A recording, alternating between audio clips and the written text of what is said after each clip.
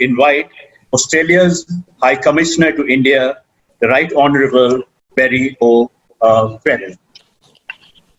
Let me introduce him briefly. He is Australia's High Commissioner to India. Before, he served in the Parliament of New South Wales from 1995 to 2015, including as the state's 43rd Premier between 2011 and 2014. For those who do not know, Australia's most populous and multicultural state, New South Wales, generates a third of the nation's gross domestic product. As Premier, Mr. O'Farrell initiated and led annual trade missions to India to promote economic, cultural, and social links between New South Wales and the states of India. High Commissioner loves cricket, and he was, and he bats for India. He's a strong believer in India's destiny. If I go on speaking about the High Commissioner, each of our speakers, we end up taking a lot of time. So, High Commissioner, I now turn to you. Let me just explain very briefly housekeeping rules the way as we go along.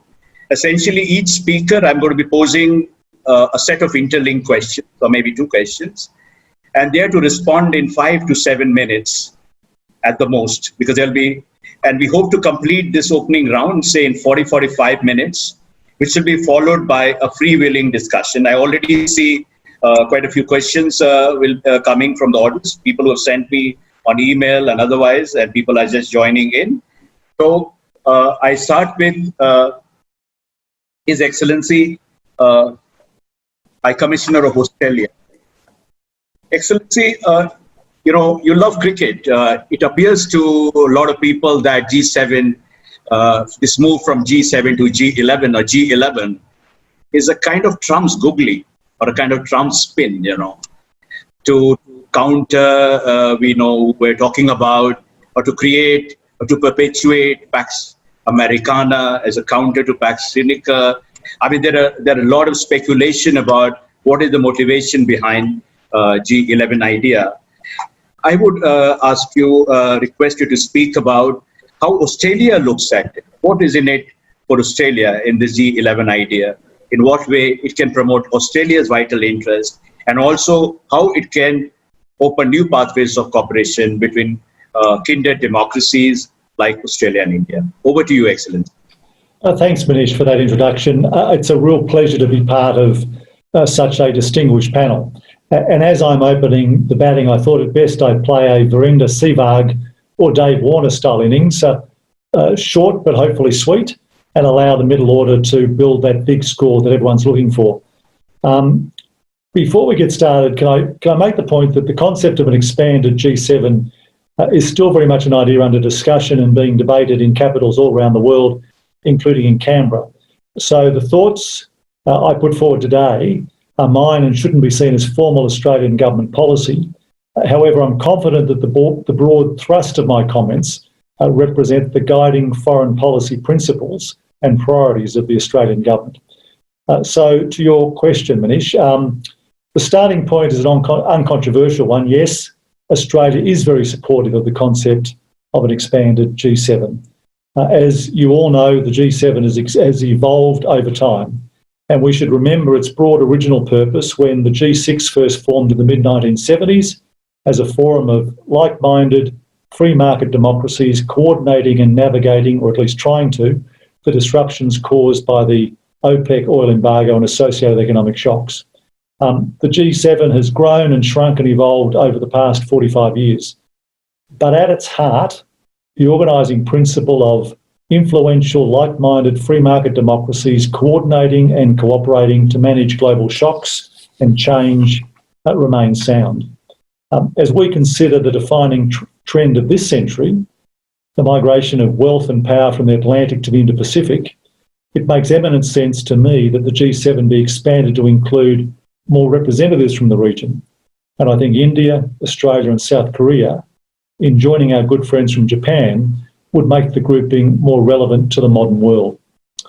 The other core reason Australia supports the concept of an expanded G7 is we need now more than ever to energise and coordinate our efforts to defend the global liberal order. We've seen in recent weeks the perils that come from creeping authoritarianism and right-ismite politics. And as my foreign minister described in a landmark speech recently, Australians are strong supporters of multilateralism and of an international system shaped by rules and accepted norms, underpinned by consensus-based politics and democratic values. We, like most member countries being identified as potential new members of the G7, most notably India, oppose the notion of international order characterised by hierarchy and coercion. And as Prime Minister Modi said to Prime Minister Morrison during their virtual summit last month, protecting our shared democratic tradition is, quote, a sacred duty. Building our resilience to the efforts of others to coerce and bully us is a major priority for the Australian government.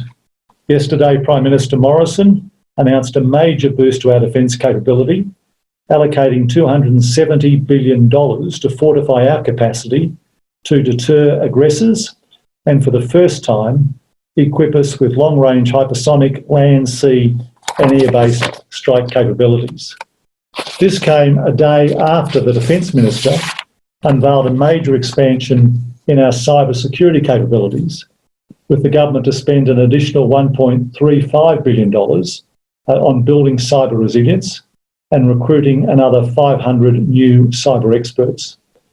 This shared interest in protecting an open, rules-based international system is also a key feature of the modern Australia-India relationship. And as some of you know, in the virtual summit referred to earlier, both governments took historic steps to upgrade our relationship to the level of a comprehensive strategic partnership, accompanied by 8 high-level agreements in areas of shared interest, including cyber and critical technology, critical minerals, maritime security, and defence coordination. Now, cyber and critical technologies was a major focus, with Australia and India as like-minded democracies recognising the need to work together on an open, free, safe and secure internet, enhance digital trade, harness critical technology opportunities and address cybersecurity challenges.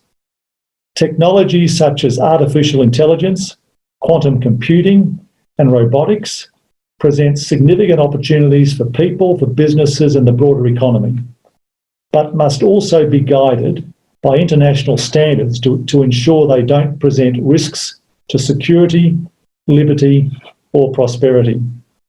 Australia welcomes its partnership with India on emerging technologies which present both challenges and opportunities, and we recognise these are matters all states must grapple with.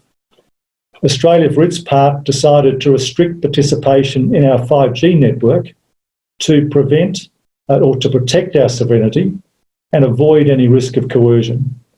It's welcome that these issues are being explored and debated in democracies all around the world. Beyond technology, I'd observed that one of the key themes discussed during the recent summit was the emerging post-COVID shape of the Indo-Pacific and the international multilateral system more broadly. Prime Minister Morrison took the opportunity to acknowledge and congratulate Prime Minister Modi for his leadership, first in his own region through convening a SAARC leaders meeting, and more globally by his calling for the strengthening of the World Health Organization. And what I think is clear is Australia's wish to work more closely with India in shaping the multilateral system, including through any involvement in what might be an expanded G11. And I think there are 3 areas where Australia could work closely with India. The first is making multilateral institutions more fit for purpose. Australia has welcomed India's strong leadership through the COVID crisis in advocating for the role of the G20 as an early and strong proponent of WHO reform. We look forward to working closely with Harsh Vadam as the chair of the organisation's executive board. The second is ensuring these institutions evolve to be more representative. Voices like that of India need more prominence. And that's why Australia is a strong supporter of India becoming a permanent member of the United Nations Security Council and joining the Nuclear Suppliers Group. And the third is in backing India's own new international institutions. Australia has been an early supporter and is an ongoing member of the Coalition for Disaster Resilient Infrastructure and the International Solar Alliance. So it's vital that like-minded democracies uphold the fundamental democratic values in the multilateral system and work together, including through the Quad, an expanded G7 and other ad hoc multilateral groupings. This will be, in my view, the fundamental organising principle that will bind and deepen the Australia-India partnership into the 21st century. And as I've said elsewhere, Manish, this new and exciting phase of the Australian-India relationship is best described as being characterised by the 4 Ds: democracy, defence, diaspora, where 1 in 50 Australians are of Indian origin, and dosti, what we Australians call mateship, but with a particular emphasis in this discussion on the democracy element. So I'll leave it there, Manish. I'll head back to the dressing room and try and prepare myself to the questions later.